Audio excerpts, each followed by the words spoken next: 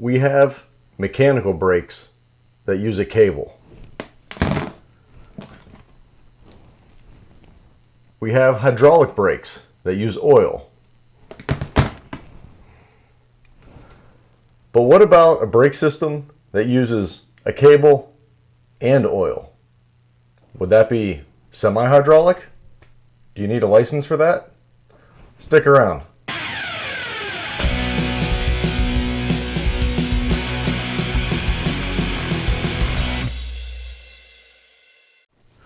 Welcome back, everyone. Today we're taking a look at the TRP HYRD or hydraulic road brake system. Now, don't let the name fool you. Even though it stands for hydraulic road, it has a lot of uses other than that. When brake rotors showed up on road and cyclocross bikes, it made sense to go with a cable-operated disc brake. The complicated brake and shifter levers were already in place and they were already using cables.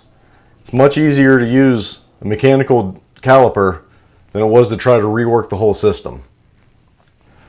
For some people, mechanical brakes work great. That is, as long as you know how to set them up and service them. Without being able to do that, their performance can go downhill very, very quickly. Let's zoom in and take a look at exactly how these work. This brake caliper represents some of the most common entry-level mechanical disc brakes out there. They operate by the brake housing going through a ferrule and a cable attaching to the arm. When you squeeze your brakes, it pulls the cable, actuates the brake caliper. Now, on models like this, only one side of the brake actually moves when you pull the brake cable. For the most basic uses, yes, this works. It squeezes the rotor and it will slow you down. But you're only applying power to one side of the brake rotor, squeezing it into the outside pad. So unless you have absolute perfect alignment, you can kind of get a little bit of a odd feel. Also, mechanical disc brakes do not compensate for pad wear on their own. So anytime you need to adjust your brakes, you usually have to do three things. You have to adjust your brake cable, you have to loosen and recenter the caliper, and mechanically adjust for pad wear. On some upgraded models, like the Avid BB7, there might be brake pad adjustments on both sides, but they are still only applying power to one side of your brake rotor. An upgrade from that type of brake caliper would be something like this TRP Spike. Operates in the same manner, using a brake cable to pull an actuating arm, but on this model, the actuating arm is attached to both sides and it applies power equally to both brake pads on each side of the rotor. And on this model, you can adjust brake pad wear on two sides.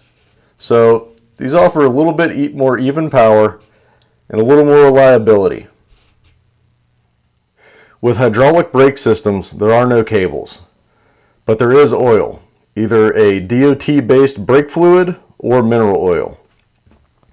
And instead of pulling a cable, when you depress the master cylinder, you're squeezing the oil through the hose into the caliper, which presses on both brake pads equally, and the added benefit of they self-adjust for brake wear as the pads wear down.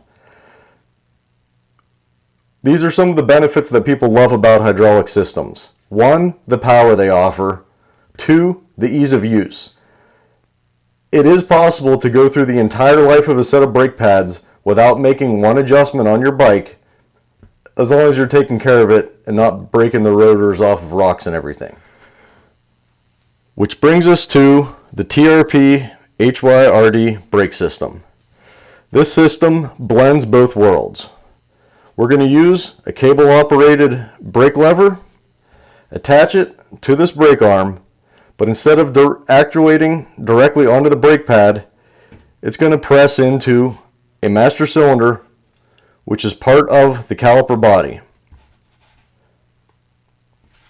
This, in turn, is going to go ahead, squeeze our brake pads equally on both sides,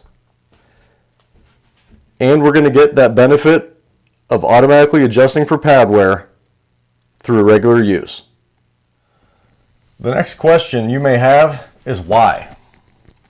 Why would you want to use something like this at all? Not just go for a new hydraulic setup? Well, if you have a cyclocross bike or a road bike and you're currently using a mechanical system, upgrading your whole group set to a hydraulic STI lever can be quite expensive and they're complicated. So if you already have a road bike or a cyclocross bike that's using a cable actuated disc brake, you can just buy these calipers and bolt them on. It really is that easy. Some other reasons might be internal brake routing. Instead of routing hydraulic hoses and then having to bleed them from both ends of the bike, which isn't always the easiest, especially with the brake levers of road bikes, you can now route cables and then just hook this guy up without needing to rebleed anything because you never opened up the hydraulic system. Even if you did need to open this up, the bleed ports are on the top and the bottom of the brake caliper in the housing. Super easy, everything's right next to each other. You don't have to have go-go gadget arms trying to reach both ends of your bike, trying to do maintenance. This year, Haro also released the Thread Slope style bike. This model came with one of these on the back, going up to a BMX style brake cable detangler going around the headset. So now they can do tricks, spin the bars, do tail whips, get in wrecks, and still have the power of hydraulic brakes without having the mess or the holdbacks that you might have. Another place that I think these would probably do best at would be on adventure bikes. Now, with an adventure bike, you may be carrying extra weight. You may have oftentimes odd-sized handlebars. Not odd-sized, but odd-shaped.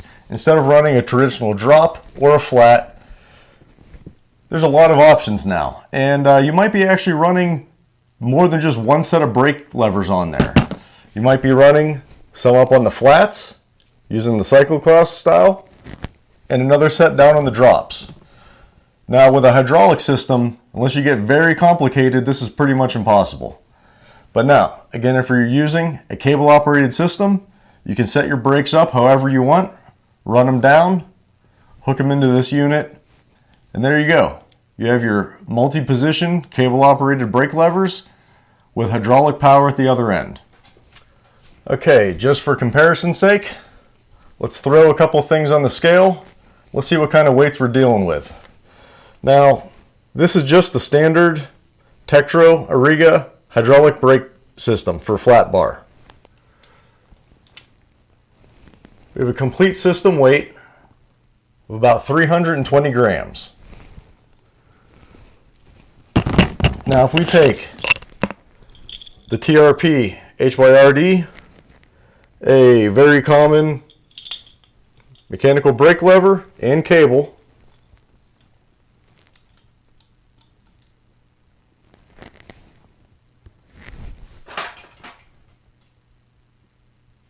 we are looking at 420 grams. So overall it is a little bit heavier than a traditional system, but offers you flexibility that a standard hydraulic might not have. So enough talking about it. Let's go over to a bike and let's see how easy it is to change one of these calipers out and get this installed. Okay, I don't have a road bike or a cyclocross bike with disc brakes on it, but what I do have is my transition triple. Now, we're going to go ahead, swap this out, and show how easy it is to change from an existing mechanical disc to the TRP hydraulic system. Ready, set, go.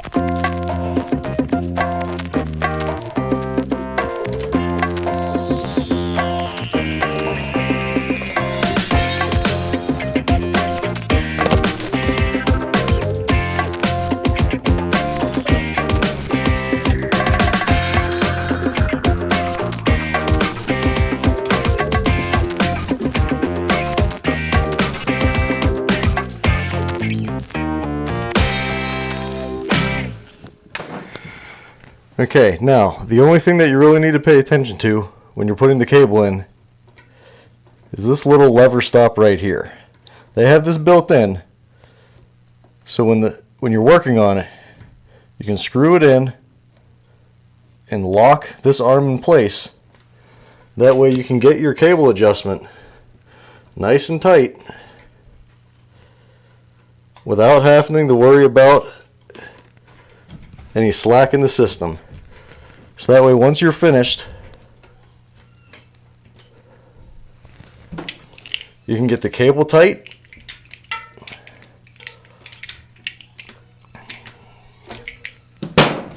give it a feel up at your brake lever to make sure there's not much slack in it. That feels pretty good. You can even give it a turn here. And then undo that screw, which will release the brake lever. Once you do that,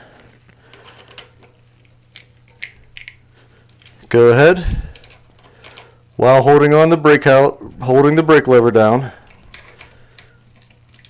give your mounting bolts one last tighten to center them up, and that's it. That took all of about 3 minutes to change out the system with a nice solid feel. Now that we have it installed, the only thing left to do is the fun part. Let's go out and ride, see how it works.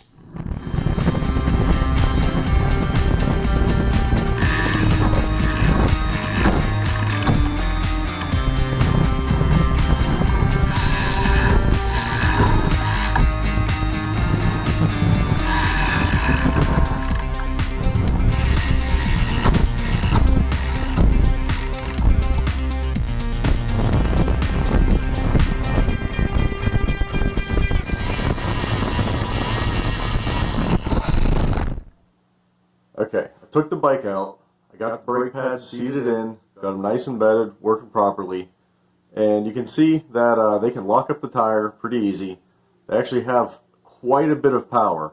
I wasn't expecting that. I figured they'd just be a slight upgrade over some of the mechanical brakes, and that's not the case. These actually have a good bit of power, a really nice feel to them, and even with the mechanical cable lever, you have the pull feel of a hydraulic brake. They feel really good. I didn't get any video while I was at the wheel mill, but I did ride these at the indoor park, and the whole time I was there, I pretty much didn't have to think about my brakes, which is what you want with brakes.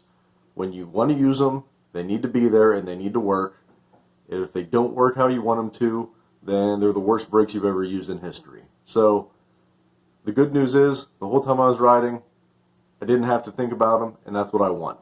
I pull the lever, they work.